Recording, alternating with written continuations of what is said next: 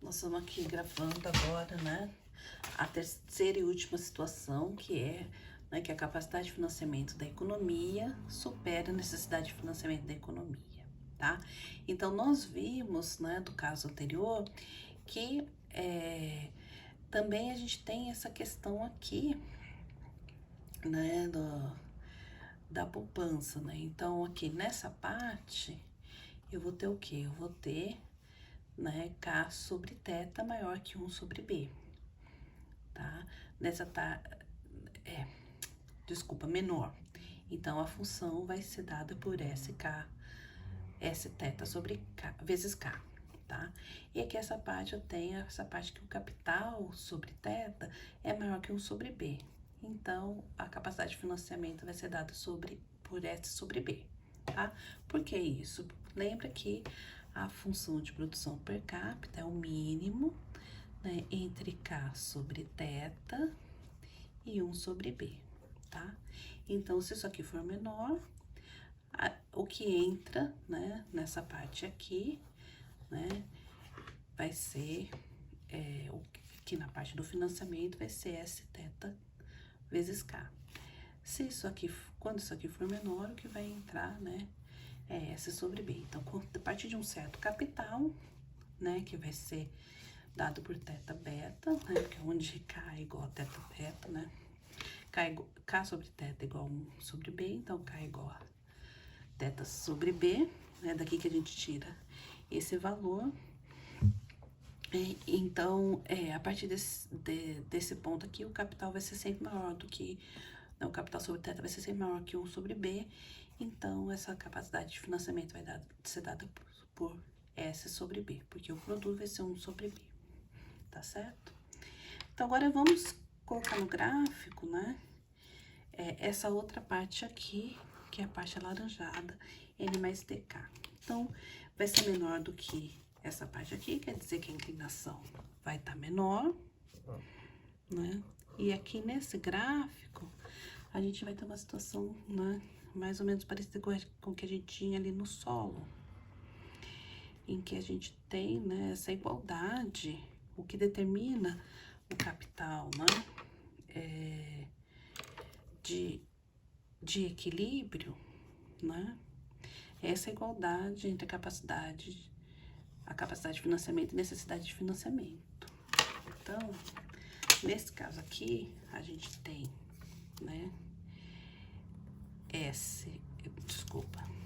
vou colocar, fica mais fácil eu colocar N mais D vezes K é igual a S sobre B, ou seja, esse capital aqui, né, de equilíbrio, ele vai ser S sobre N mais D vezes B.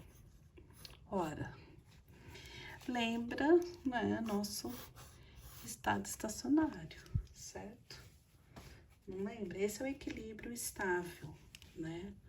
Que é esse valor aqui, tá? E que lembra muito o nosso, né, o nosso equilíbrio, né, de longo prazo do modelo de solo, lembra?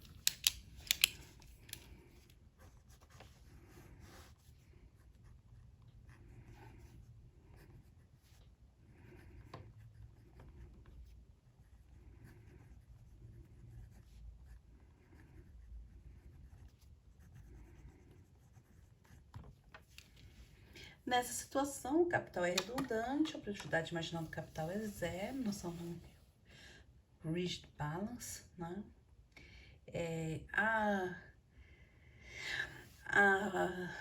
O valor, né, do crescimento, né, da taxa de crescimento desejada seria, né, S sobre θ, tá? E para acelerar o crescimento, a gente tem que aumentar o S, né, ou reduzir o θ, tá?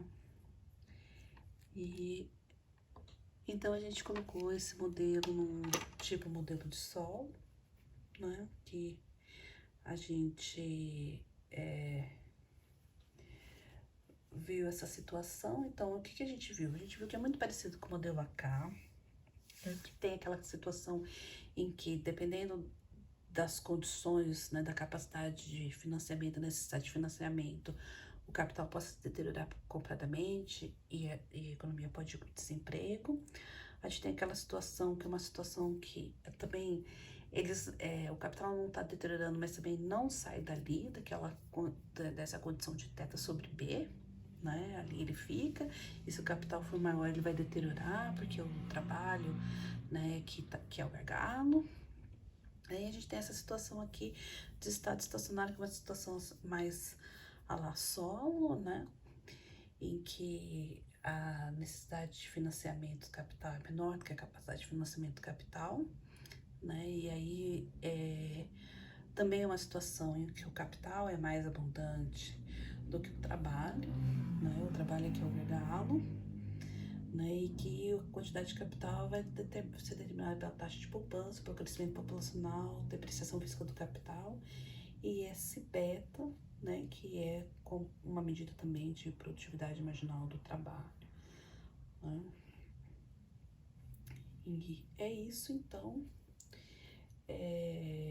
O que eu tinha dito, né, em relação à armadilha da pobreza, né, é no primeiro caso, né, que a gente está numa situação muito parecida com a armadilha da pobreza, e aí eu vou falar um pouco também sobre isso para vocês, porque eu acho que é interessante a gente discutir essas questões também, tá bom?